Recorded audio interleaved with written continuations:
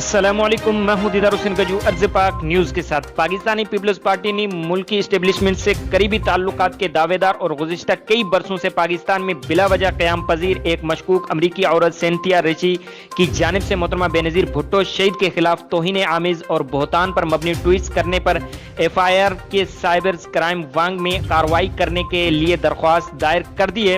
Pakistan Peoples party اسلام آباد کے صدر اور ایڈوکیٹ ہائی کورٹ کے شکیل عباسی نے ایف آئی آر اور سائبر کرائم میں وانگ اسلام آباد کے، جبکہ فیصل میر نے F I R cyber crime wing کے لاہور میں درخواست جمع کرائی ہے۔ اور ان شکایات میں کہا گیا ہے کہ ایک مشکوک خاتون جو ٹویٹر پر سینتھیا ڈی ریچ نام سے جانی جاتی ہے، اپنے ٹویٹر اکاؤنٹ سے پاکستان کے سابق وزیر اعظم محترمہ بینظیر بھٹو کے بارے میں انتہائی توہین آمیز اور بیہودہ تبصرہ پوسٹ کی ہے۔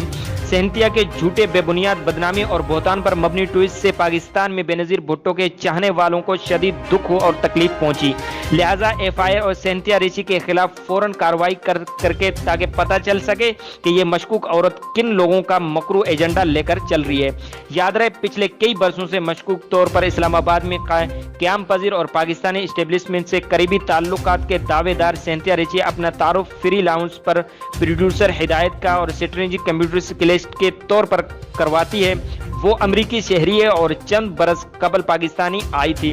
ماضی میں اسے اکثر سابق D G I S P R major general Asif Ghafoor کے ساتھ دیکھا جا سکتا ہے۔ وہ پاکستان میں اپنے تجربات اور اپنے سفیر پر مبنی ایک بلاگ بھی لکھتی ہے۔ یاد رہے کہ امریکی جاسوس ریمنڈ ڈیوس کے واقعے کے بعد سے پاکستان میں امریکی شہریوں کو بلا وجہ لمبے قیام کی اجازت نہیں دی جا سکتی۔ تاہم سینتھیا پچھلے کئی برسوں سے کسی نامعلوم مشن کے تحت اسلام آباد میں مقیم ہے۔ اسلام آباد سے سیاسی حلقے سی آئی اے کے ایجنڈے بھی قرار دیتی ہے۔ سینتھیا نامی امریکی خاتون کے حیرت انگیز طور پر پاکستان میں ٹویٹر پر نہایت متحرکہ اور پاکستانی سیاست سے متعلقہ ہر جھوٹے بڑے معاملے میں فوراً ایسا ٹویٹ کرتی ہے جو کہ پاکستانی اسٹیبلشمنٹ کے لاؤن ٹویٹر کر رہا ہو۔ اس سینتھیا کے خلاف پی پی کی جانب سے ایف آئی آر میں جانے کی نوبت تب آئی جب اس نے اداکارہ عظمیٰ خان پر تشدد کے وائرل ویڈیو پر اپنا تبصرہ اور ٹویٹر پر پوسٹ کی۔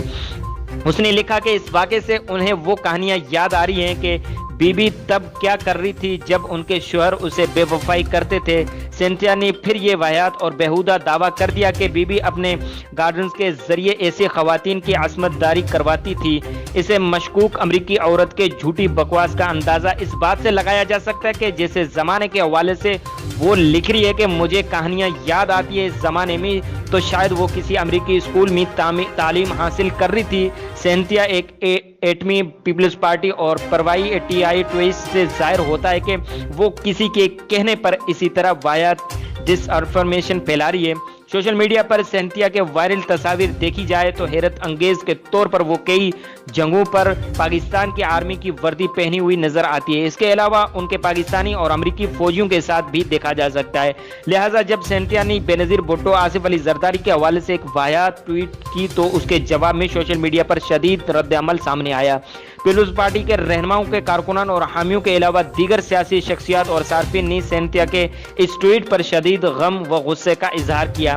صارفین کی جانب سے سینتھیا کو اپنے واہیات دعوے کے ثبوت میں شواہد پیش کرنے کو کہا گیا، جو کہ تاحال اس نے پیشکش نہیں کی۔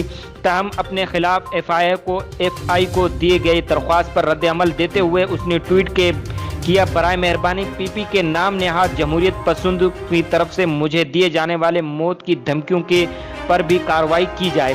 ساتھ ہی اس نے لکھا کہ جو لوگ آصف علی زرداری کو جانتے ہیں انہیں معلوم ہے کہ سابق وزیر اعظم کو اپنے شوہر کے ہاتھوں کس قسم کے سلوک کا سامنا کرنا پڑتا تھا۔ اب کوئی عورت سے پوچھے کہ تمہیں امریکہ میں بیٹھے 25 سے یا 30 سے برس پہلے واقعات کا کیا پتا ہو، کہ خصوصاً جب تم خود اس وقت ایک اسکول کی بچی تھی۔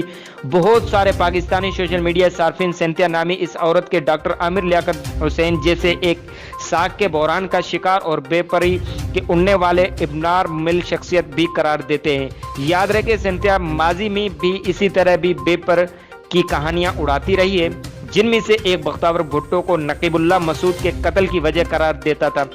इस मौजू पर अपना रद्द अमल देते हुए पीपल्स पार्टी के सीनियर रहनुमा शेरी रहमान ने कहा है कि वो अमूमन इसी तरह की बातों पर परवाह नहीं करती, मगर इस पागल औरत के ट्वीट्स बदनसीबी और पर मबनी बहतान है जिसकी बुनियाद पर सरासर झूठ है। इसी तरह की बातों को शदीद वजीर आजम से मुंसलिक करना खवातीन के हुकूक के अलमबरदार थी।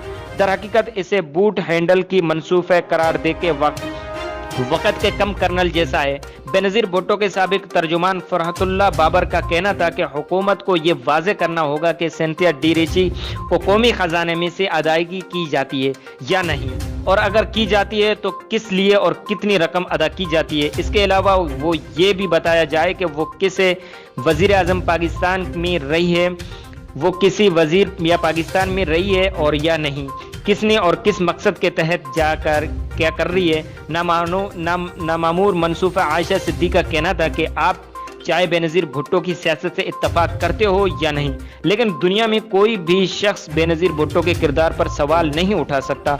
वो एक ऐसी खातून है जिन्होंने मर्दों की दुनिया पर अपनी इज्जत व एहतराम कायम रखते हुए ज़िंदगी गुजारी।